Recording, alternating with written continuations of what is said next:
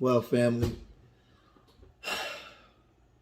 we at it again. You know, I've been running this series, Death to the Real Nigga, and now we're going to New Orleans with it. And we're going to cover a 13-year-old child. I can call him a real nigga, but I'm not going to call him a real nigga. I'm not going to call him a savage because I feel like his world was shattered before he even got a chance to understand what the world is. Lynell Reynolds. This boy suffered some major blows to his life and at 13 years old, he committed an egregious act against society and another person in his community. So we're going to roll the clip and we're going to check out 13-year-old Lynell Reynolds and what he did to 21-year-old Daryl Scott. And then I'll come back and I'll give you my commentary on it. So let's roll the clip. In one of the most emotional cases to hit New Orleans juvenile court in a long time, a 13-year-old was sentenced today for shooting and paralyzing a 21-year-old man. But those facts don't begin to capture the tragedy surrounding this case, as investigator Mike Perlstein explains. My grandson is in trouble. I don't know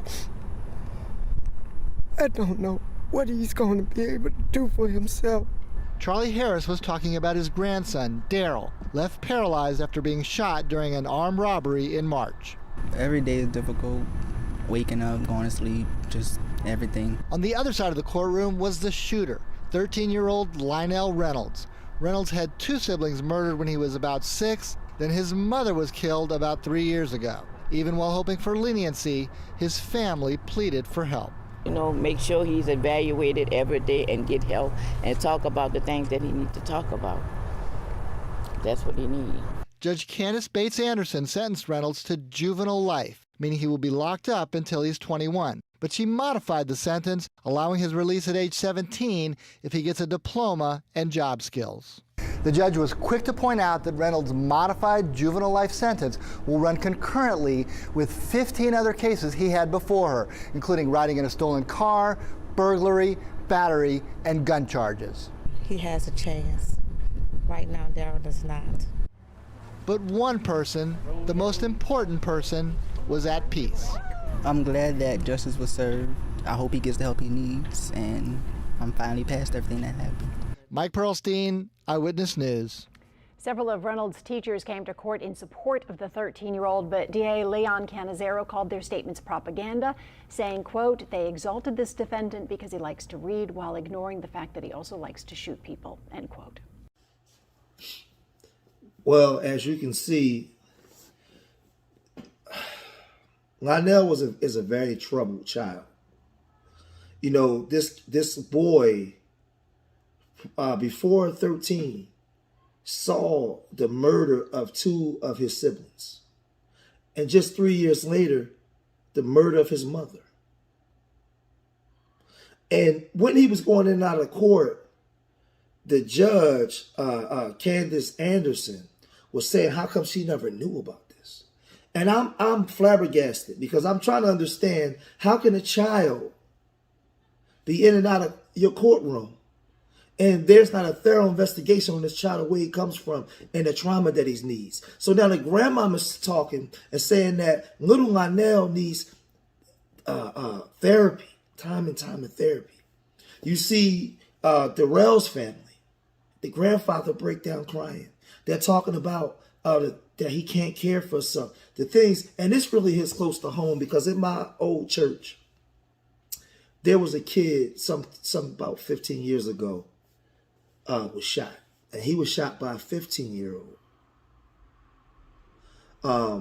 He was the kid from my church was on his way home from school, and he was approached by a 15-year-old gun with a gun. He shot the boy from my church and paralyzed him. And when I look at this story, it's eerie similar. This boy saw a 21-year-old was in the car with his homies. He rode up on him, he jumped out, asked him for $1, and then he shot him. But like I was telling my wife, when you look at the background of little Lynell Reynolds, mama dead, mama's murdered. 2 siblings murdered. He's void of all emotions. He probably don't feel anything. There is no remorse or no regret or sorry. Number one, the brain is too young to even understand a lot of times the consequences of actions. Number two, when he had these traumatic things happen to him, why would he feel any emotion for anybody else when he may feel as though nobody felt none for him? Who failed him? Was it the society, the court systems, the parents? Who felt little Lynell? See, because I do these videos, Death to the Real Nigga, because I want you to see.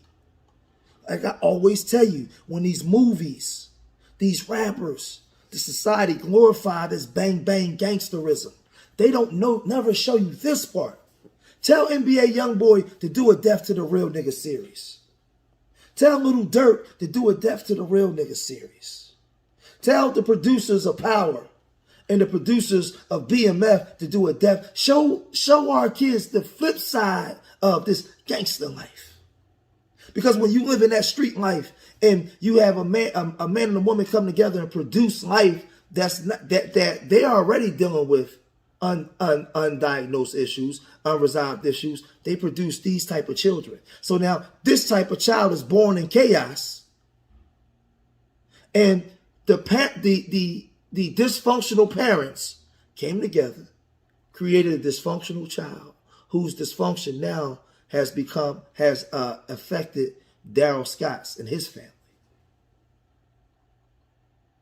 Daryl Scott in the wheelchair, paralyzed, confined to a wheelchair for the rest of his life, said that he hopes that he gets out at 17 years old if he follows the guidelines, gets his diploma, and do what he has to do. That ain't nobody but God. This man was shot, put in a wheelchair, legs taken away. Probably can't even have sex. Everything taken away from him. But he still had compassion for little Lynell Reynolds. Probably more than damn near his family ever had. His own family. But how come nobody shows the flip side of this real nigga shit? Because this is the flip side of the game. You out here running and slinging and banking, dropping seeds everywhere, not taking care of your kids. You women out here chasing real niggas, having babies by these real niggas, and all this dysfunctional crap. You produce dysfunctional babies who ends up harming somebody else's child. I'm raising my son so my son don't shoot yours, so I suggest you do the same. Death to the real nigga. Like, subscribe, and share to the George Macon Experience. Remember, I love y'all. Till the next time. Peace.